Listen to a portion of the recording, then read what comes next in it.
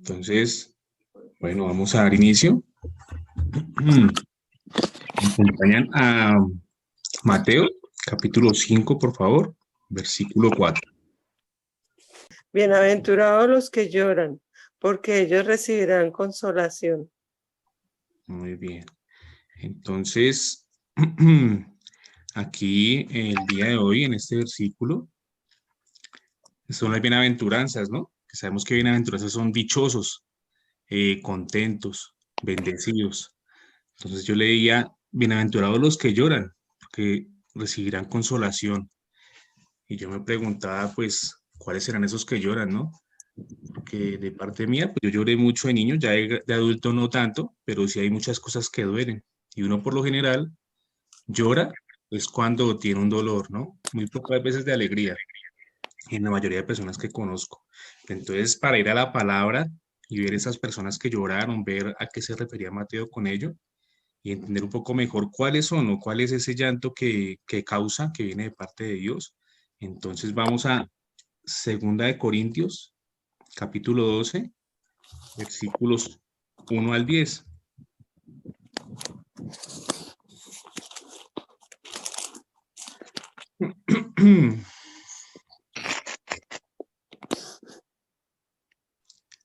Bueno, entonces voy a leer. Ciertamente no me conviene gloriarme, pero vendré a las visiones y a las revelaciones del Señor. Conozco a un hombre en Cristo que hace 14 años, si en el cuerpo no lo sé, si fuera del cuerpo no lo sé, Dios lo sabe. Fue arrebatado hasta el tercer cielo. Y conozco a tal hombre, si en el cuerpo o fuera del cuerpo, no lo sé, Dios lo sabe, que fue arrebatado al paraíso, donde oyó palabras inefables que no le es dado al hombre expresar. De tal hombre me gloriaré, pero de mí mismo en nada me gloriaré, sino en mis debilidades. Sin embargo, si quisiera gloriarme no sería insensato, porque diría la verdad, pero lo dejo para que nadie piense de mí más de lo que en mí ve u oye de mí, y para que la grandeza de las revelaciones no me exaltase demasiadamente. Me fue dado un aguijón en mi carne, un mensajero de Satanás que me abofetee, para que no me enaltezca sobremanera. Respecto a lo cual 3 veces he rogado al Señor que me lo quite de mí, y me ha dicho, bástate mi gracia, porque mi poder se perfecciona en la debilidad. Por tanto, de buena gana me gloriaré, más bien en mis debilidades, para que repose sobre mí el poder de Cristo. Por lo cual, por amor a Cristo, me gozo en las debilidades, en afrentas, en necesidades, en persecuciones, en angustias, porque cuando soy débil, entonces soy fuerte. Bueno, aquí vemos en Pablo, esta carta a los Corintios, que él dice, tuvo una visión en el tercer cielo, que fue ascendido. Primero habla que es un hombre, pero ya después nos confirma que es el mismo. Y dice que él se podía gloriar de esto. Pero no nos dice nada respecto al tercer cielo, no nos describe nada que vio allá o cómo fue cuando estuvo allá. Pero sí muy importante cómo cambia el tema y dice que a pesar de que vio esto, tiene un aguijón, un dolor, algo que no le permite, él no nos predica acerca del cielo, pero sí nos predica acerca de ese dolor que siente, no nos dice tampoco cuál es, pero a causa de esto, siente mucho dolor y le ha pedido a Dios 3 veces que se lo quite, pero Dios le dice, bástate mi gracia porque mi poder se perfecciona en la debilidad. Y yo me ponía a pensar muchas veces, nosotros cuántas veces hemos pasado en esos momentos que estamos débiles, que sentimos tristeza y esa tristeza no nos deja tal vez orar y nos acercamos a Dios muchas veces cuando estamos en problemas, pero cuando nos sentimos tristes y no tenemos ganas de orar o de ir a la palabra o de tal vez congregarnos, no luchamos contra ello y pensamos, no, definitivamente esa tristeza no me va a dejar, esa tristeza está horrible y yo no quiero nada, no quiero nada, pero vemos que él le pidió 3 veces al Señor que le quitara eso. Nosotros vemos que muchas veces le pedimos algo al Señor y sentimos que cuando Él no nos responde o sentimos que no hay un cambio de eso que le pedimos, es que no tenemos respuesta o simplemente Dios no nos está escuchando. Y se nos olvida que Él como Padre también puede decir, no, no voy a hacer eso, no le quiero quitar eso. Asistía yo hace poco a un velorio donde una familia se reunió por 3 meses a orar por un señor que debido al coronavirus, en el hospital se le pegó una infección. Se recuperó del coronavirus, pero esa infección no se recuperó. Y en el velorio me decía el hijo, no, estuvimos orando casi todos los días, pero no recibimos respuesta. Y yo les decía, pero ¿usted tiene hijos? Y siempre les dice que sí. No, a veces le decimos que no. Ah, bueno, entonces así también es Dios. Esa respuesta es no. Acá estamos recibiendo una respuesta en el velorio. Él dijo no, pero debido a eso ustedes se acercaron a Dios y ustedes estuvieron orando. Y la idea es que no lo dejen de hacer. Conocieron parte de su gloria y se pudieron unir como familia, cosa que antes no lo hacían. Entonces ese era un propósito que tenía Dios con ellos. Lo bueno era ello. Y entonces aquí dice que Dios, el poder se perfecciona en la debilidad. Claro que sí, porque si definitivamente no fuéramos débiles, si siempre fuéramos fuertes, o si fuéramos fuertes mejor, pues ¿para qué un Dios?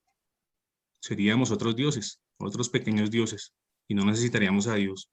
Entonces eso que pidamos a Dios, eso que rogamos a Dios, que siempre es donde estamos como tristes, débiles, que no olvidemos que Él es el que nos fortalece y que Él es el único que nos da esa fortaleza que no la da el hombre, ni los papás, ni los hijos, ni los hermanos, sino solamente Dios. Aquí absolutamente todos somos débiles y necesitamos siempre de Él. Y esas debilidades, entonces nos debemos gloriar, claro que sí, porque en esas debilidades es las que nos hace sentir humanos, que nos hace sentir dependientes, que fuimos creados dependientemente. Y eso es una parte de lo que nos hace llorar, así como lo hablábamos, lo leímos en la bienaventuranza. Pero entonces yo decía, pero entonces todas las personas que lloran van a recibir consolación de parte de Dios, esa consolación que viene por el Espíritu Santo, que sabemos que es el consolador que dejó Jesús.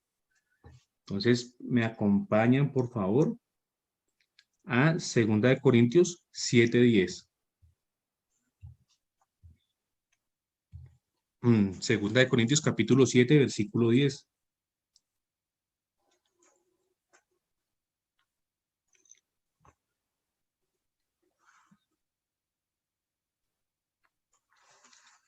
Entonces dice, porque la tristeza que es según Dios produce arrepentimiento para salvación, de que no hay que arrepentirse, pero la tristeza del mundo produce muerte. Entonces, aquí ya nos está dando dos datos importantes. Hay dos tipos de tristezas. Una, la que produce Dios, que es para arrepentimiento, pero hay otra, que es la del mundo que produce muerte. Dice que la que produce Dios es para arrepentimiento y salvación, que es cuando nos confronta la palabra y nos damos cuenta que definitivamente somos malos, que necesitamos un Dios, necesitamos a Dios. Y el arrepentimiento es volver la vista a Él. El arrepentimiento que nos habla la palabra es volver a Dios. Más que dejar de hacer lo malo es volver la vista a Dios. Y Él es el encargado de transformarnos. Por eso dice que no hay que arrepentirse de esa tristeza, sino por el contrario, dejar que se confronten cada uno de nosotros.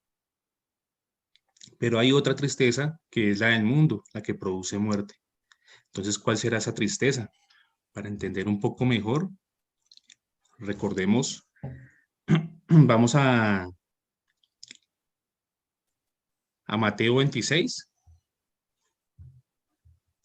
y veamos dos personas que pecaron, en la cual una fue para arrepentimiento y la otra para la muerte. Entonces, Mateo capítulo 26, versículos 74 y 75. Entonces dice la palabra.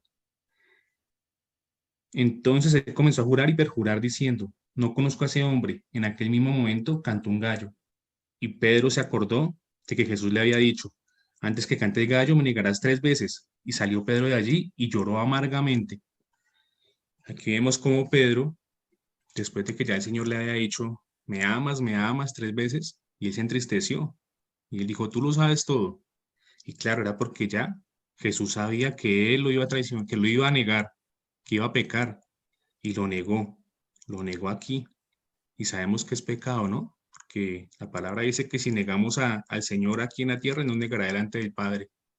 Pero aquí inmediatamente, apenas él vio esto, que negó a Jesús cantó el gallo tal cual como lo había dicho Jesús. Él de una vez se sintió confrontado y recordó las palabras que le había dicho Jesús y se fue a llorar. Y pues aquí no dice me arrepiento o cosas así, pero sabemos que Pedro fue uno de los grandes apóstoles que luego predicó de la palabra y del evangelio de Jesús hasta la muerte. Lo respetó hasta el final y no lo volvió a negar, y tanto así que cuando dicen los historiadores que cuando él iba a morir, pues dijo que lo crucificaran boca abajo porque no merecía morir como murió Jesús, boca arriba. Entonces, él fue crucificado boca abajo. Entonces, nomás con esos actos vemos que él definitivamente sí se arrepintió, como dice la palabra. Y ahora veamos cuál será esa que se dice, que a la que se refiere la tristeza para muerte que produce el mundo. Entonces, Mateo, capítulo 7, versículo 3 al 5.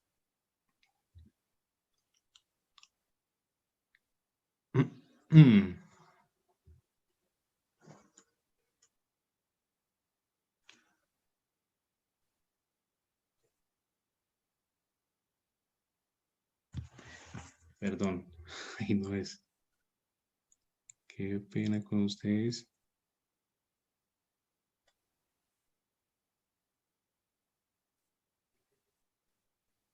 Mateo 27. ¿Es Mateo 27? Versículo 3 al 5.